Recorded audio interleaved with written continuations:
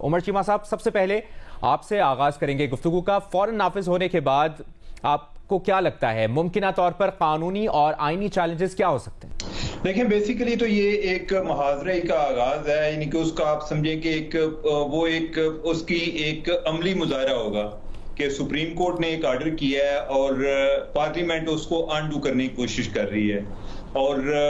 और ये मुहावरा ही हमारी अभी से शुरू नहीं हुई है। आप देखें तो पुराने केसेस में भी देखें तो इसी तरह से को मामला चल रहे हैं। अनफॉर्चुनेटली ये डिपेंड करता है कि इधर पूरी सोसाइटी डिवाइडेड है कि अगर ये मामला सुप्रीम कोर्ट में होता है तो कुछ लोग हैं कि जो मेजॉरिटी वर्डिक्ट पे सेलिब्रेट कर रहे थे, कुछ लोग जो हैं वो अभी जो पार्लियामेंट कर रही है उसको सेलिब्रेट कर रहे हैं। आपको याद होगा कि इस दौरान जब जो 3 रुकनी एक कमेटी बनी हुई है सुप्रीम कोर्ट की और उधर मामला आया कि इस केस को जो हुकूमत की रिव्यू पिटीशन है उसको सुन लिया जाए, तो उसमें काजी फायजी सा जो है उनको आउट वोट कर दिया गया कि जो बाकी जज साहबान हैं उन्होंने कहा कि हम बाद में आकर सुनेंगे, हमने अभी तहरीरी फैसला जारी करना है और जजेस जो है छुट्टियों पर गए हैं। तो उधर भी बहुत सारे लोग खुश थे कि किस तरीके से काजी साहब को फारिग किया गया। अब वो लोग जो हैं उनको इतराज हो रहा होता है जी कि अब पार्लियामेंट क्या कर रही है। तो बेसिकली हम मसले का हल तलाश करने की बजाय हम एक किसी न किसी अंदाज में मुहावरे का हिस्सा बन जाते हैं और जिसकी वजह से टेंशन बढ़ती जाती है। अब अगर सुप्रीम कोर्ट ये समझती है कि ये केस इतना अहम है तो उन्होंने छुट्टियों पर जाने से पहले इसका फैसला कर दिया तो तहरीरी फैसला भी आ जाता। और तहरीरी फैसला इसलिए इंपॉर्टेंट था कि कोई भी अगर यानी कि इस पैनल में से भी या कोई बाहर से भी कोई वकील भी अगर कोई इलेक्शन कमीशन को प्रिजाइड कर रहा होता तो उस फैसले को इंप्लीमेंट करने के हवाले से चैलेंजेस थे, क्योंकि सुप्रीम कोर्ट की तरफ से अभी कोई वाज़ेह हिदायत नहीं थी कि इस पर अमल दरामद किस तरह होना है। तो यानी कि उसमें भी कई लोग कहते थे कि उन्होंने अपनी जो एक लिमिटेशंस हैं उनको उनमें से ओवर स्ट्रेच किया है। तो अगर ये तहरीरी फैसला उस टाइम आ जाता तो शायद अब ये मामला पार्लियामेंट में ना जाता। अब पार्लियामेंट में आ गया तो अब सुप्रीम कोर्ट की अपनी जो एक मॉरल अथॉरिटी है वो भी साथ साथ अंडरमाइन हो रही है। तो मैं वैसे पहले भी बात कर चुका हूं, मैं आज भी समझता हूं कि ये केस को ही अगर हम अपने सामने रखें तो इसमें हमारे लिए यही सबक है कि अदारों की मुहाजराई इसमें से किसी को कुछ नहीं मिलेगा।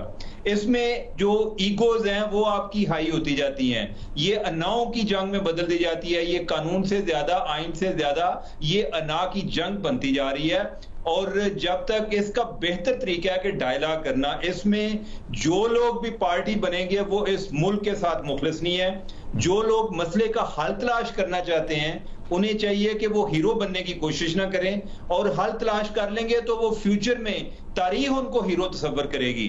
लेकिन बहुत सारे लोग हैं जो कि वक्ती हीरो बनने के चक्कर में एक बुहरान को दिन ब दिन बढ़ाते हुए नजर आ रहे हैं। रीमा, ये तरमीम पार्लियामेंट से मंजूरी के बाद फौरन नाफिजुल अमल होंगी। हम आपसे जानना चाहेंगे मुमकिना तौर पर कानूनी और आईनी चैलेंजेस क्या हो सकते हैं बिल की मंजूरी और इसके फौरन नाफिज होने के बाद? जी शुक्रिया मुबशर। मेरा नहीं ख्याल इतनी एम्बिग्विटी है। हम एक आइन के तहत ये मुल्क चल रहा है, एटलीस्ट ऑन पेपर। उसमें सुप्रीम कोर्ट का जो फैसला है वो फाइनल होता है। आप उससे डिसएग्री करें, आपको चाहे लगे वो सुप्रीम कोर्ट ने अपना ट्रेसपास किया है अपनी जुरिस्डिक्शन से, आपको और भी तहफ्फुजात हो, लेकिन आप पे ये बाइंडिंग है कि आपने उस ऑर्डर को इम्प्लीमेंट करना है और आप उस ऑर्डर को ओवर रूल करने के लिए कोई लेजिस्लेशन पास नहीं कर सकते। मेरा नहीं ख्याल इसमें कोई ग्रे एरिया है कि पार्लियामेंट जो है वो इस तरह की कानून साजी कर सकती है, या पार्लियामेंट के पास ये इख्तियार है कि अगर उन्हें लगता है सुप्रीम कोर्ट का फैसला आइन के खिलाफ है तो वो उसको इम्प्लीमेंट ना करें। और चाहे पार्लियामेंट हो, चाहे इलेक्शन कमीशन हो, चाहे कोई और हो, सब पे सुप्रीम कोर्ट का फैसला बाइंडिंग है। मेरा ख्याल है इसको प्रॉब्लमेटाइज करना एटलीस्ट कोई आईनी या कानूनी जवाब उसका नहीं है। पहली बात ये।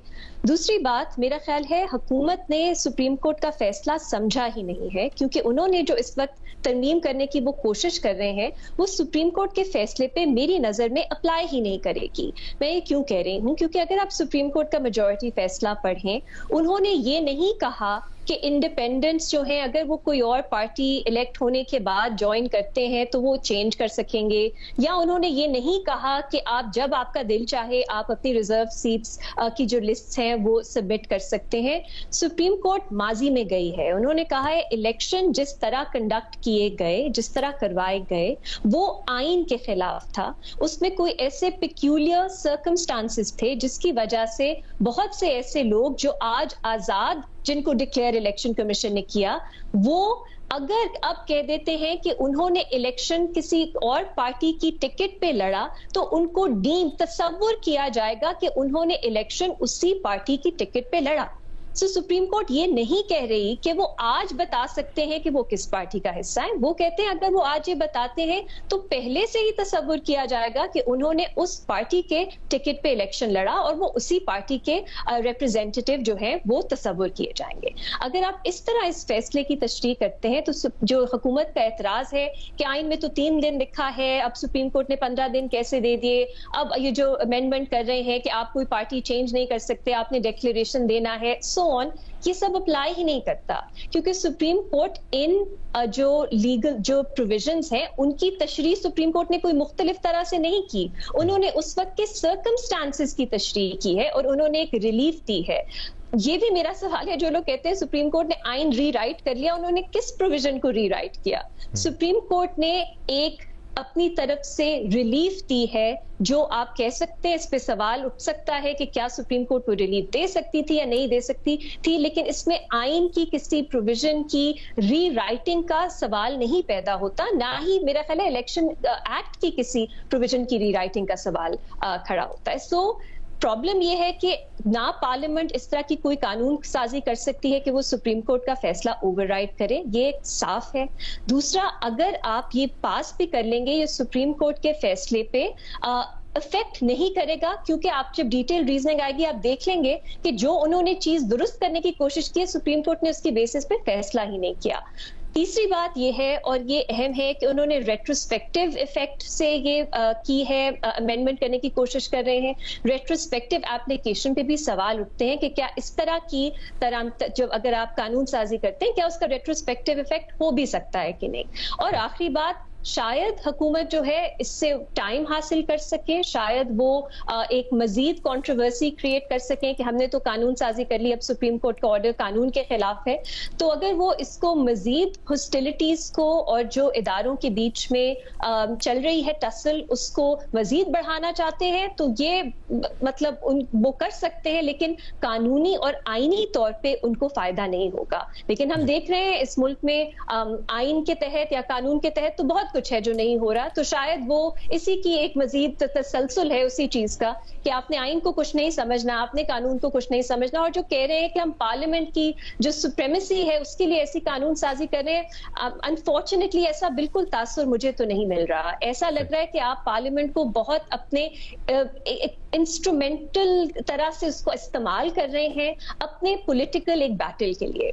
तो मैं तो कहूंगी ये पार्लियामेंट के लिए भी कोई बेहतर चीज नहीं है कि आप इस तरह की कानून साजी करें। हमने पहले भी देखा है इलेक्शंस एक्ट में जो पहली तरमीम थी, नैब के कानून में जो तरमीम थी, ये कोई पार्लियामेंट की सुप्रीमेसी मैं तो इसको नहीं देख रही, बल्कि पार्लियामेंट का यूज हो रहा है, अब्यूज हो रहा है, मिस यूज हो रहा है। लेकिन सबसे अहम नुक्ता फिर से मैं रिपीट करना चाहूंगी, मेरा ख्याल है कानूनी कॉन्स्टिट्यूशनली जब आप फैसला देखेंगे, आप देखेंगे अगर ये लॉ पास भी हो जाता है, ये सुप्रीम कोर्ट के एक्चुअल जो रीजनिंग है उस पर इसका कुछ फर्क नहीं पड़ेगा, उस पर अप्लाई ही नहीं करेगा। और इस पर भी आपका कमेंट्स आएंगे रीमा, कि क्या पीटीआई इसको चैलेंज कर सकती है?